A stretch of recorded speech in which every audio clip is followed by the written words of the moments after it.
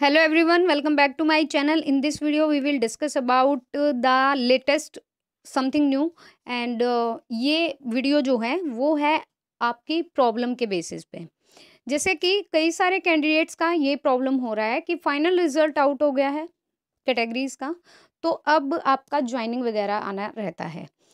उसके बेस पे भी बताऊंगी। और पहले जो ये वीडियो है ये है रिजल्ट के बाद वाली प्रॉब्लम। लाइक अगर कोई नॉर्मल कैंडिडेट है अपनी किसी भी कैटेगरी में, तो वो ईएसएम में कैसे जा रहा है या वो ईएसपी में कैसे जा रहा है। ऑफिशियल नोटिस है मेरे पास इस चीज़ का कि आप भी जान पाओगे ऐसा क्यों हो रहा है।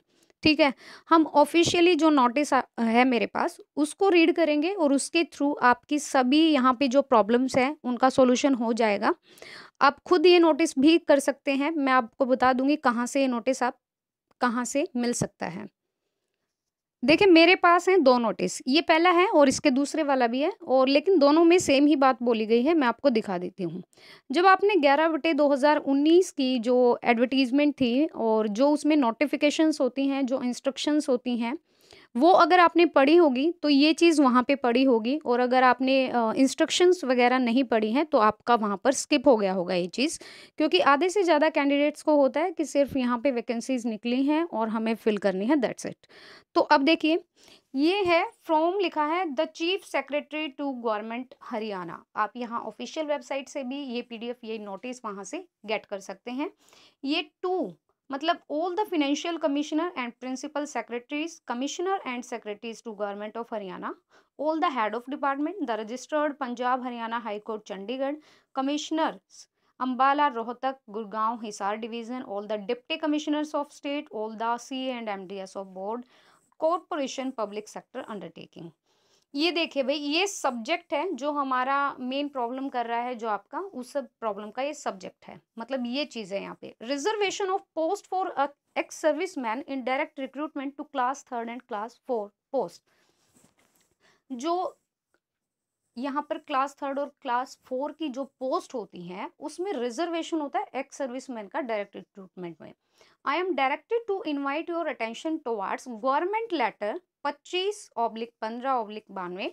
ये है कुछ विच इंटर आलिया प्रोवाइड 40% आपको यहाँ पर हॉरिजॉन्टल रिजर्वेशन दी जाती है for ESM category in direct recruitment in group C and group D. Like अगर हम यहाँ पे बात करें SCA, तो 1% ESM की यहाँ पर रिजर्वेशन, SCB और यहाँ पर 1%, BCA 2%, BCB 3% and general category के लिए 7%। टोटल ये मिला के हो गई है 14% horizontal reservation. It has been brought to the notice of the government that while making recruitment under ESM category के थ्रू अगर रिक्रूटमेंट हो रहा है तो most of the vacancies of direct quota remain unfilled due to non availability of eligible ESM and DESM candidates. क्या होता है कि जैसे यहाँ पर इनकी 14% रिजर्वेशन है भाई, उसके थ्रू अलग अलग कैटेगरी में ESM की अलग अलग शीट्स होती हैं। अगर जनरल ESM की इतनी शीट्स हैं और BCB में इतनी शीट्स हैं, BCA में इतनी शीट्स हैं, लेकिन due to the non availability of eligible, मतलब ज़रूरी नहीं होता। जैसे आपकी कैटेगरी 4 में ये बीकॉम मांग रखा था, ठीक है, तो एक्स सर्विस मैन ज़रूरी नहीं होता कि उन्होंने भी बीकॉम किया हो। तो होता क्या है कि वैकेंट रह जाती है वहाँ पे sheet. Due to this reason has to undertake fresh process होता है रिक्रूटमेंट का। The matter has been reconsidered by the government and the horizontal reservation is a smaller compartment with the bigger compartment of vertical reservation. ये जो horizontal reservation है 14% का, इसके comparison में जो बिगर कंपार्टमेंट है वर्टिकल रिजर्वेशन का बहुत बड़ा है। It has therefore been decided that in case no candidate is found suitable for appointment, अगर अपॉइंटमेंट के लिए कोई आपके पास सुटेबल कैंडिडेट नहीं है, इवन ऑन री एडवर्टाइजमेंट करने के बाद भी, द वैकेंसी रिजर्व की जाती है for ESM of a particular category will be filled from amongst the same category candidates. अब इसका मैं मीनिंग बताती हूँ। आप मान लीजिए आप हैं BCA कैटेगरी से, ठीक है, और आपका जो BCA कैटेगरी में ESM की रिजर्वेशन है 1%, तो ये क्या होगा, यहाँ पर सीट रह गई वैकेंट। तो यहाँ के जो नॉर्मल कैंडिडेट्स होंगे जो कि वर्टिकल रिजर्वेशन में आते हैं, ठीक है जी, वहाँ से इस 1% को फिल किया जाएगा ESM में। आपकी कैटेगरी रहेगी बीसीए वाली ही, लेकिन आपको ईएसएम में डाल दिया जाएगा। वाई? क्योंकि यहाँ पर जो सीट वैकेंट रह गई है, क्योंकि यहाँ पर एलिजिबिलिटी पूरी नहीं कर पाए हैं ईएसएम के कैंडिडेट्स, इसीलिए आपको आप ही की कैटेगरी के ईएसएम में डाल दिया जाएगा। ऐसा ही बीसीबी में होता है, ऐसा ही एससी वगैरह में होता है। एंड यहाँ पर the post can be filled up from amongst the candidate of scheduled caste. The same position shall be followed in other categories. और कैटेगरी में भी ऐसा ही होता है। These instructions should be brought to notice of all concerned for strict compliance.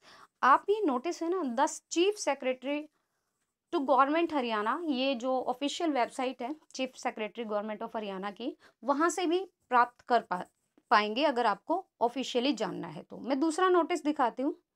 This is the another notice, the chief secretary to government of Haryana, same यहाँ पे लिखा है फ्रॉम टू, ये सब नहीं पढ़ते हैं और थोड़ा नीचे चलते हैं। यहाँ पे देखो, यहाँ पे क्या लिखा है, I am directed to invite your attention toward government letter this which inter alia provides that in case no candidate is found suitable for appointment in group C and D category, even on re-advertisement the vacancies reserve की जाती हैं for ESM के लिए, particular category will be filled की जाएगी from amongst the same candidate of category या same category candidates. मतलब अगर ईएसएम में या फिर ईएसपी में अगर शीट वैकेंट रह जाती है तो आपको आप ही की कैटेगरी के ईएसएम में डाल सकते हैं। ये रूल लिखा हुआ है, अगर आपने वहां पे नोटिफिकेशन में इंस्ट्रक्शंस पढ़ी होंगी तो आप अवेयर होंगे इस चीज से पहले ही, और अगर जिसने नहीं पढ़ी है तो this is the official letter.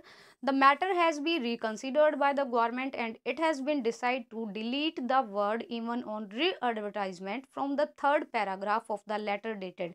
Third paragraph में लिखा है जो ये लेटर है उसके थर्ड पैराग्राफ में, and rest of the content shall remain unchanged.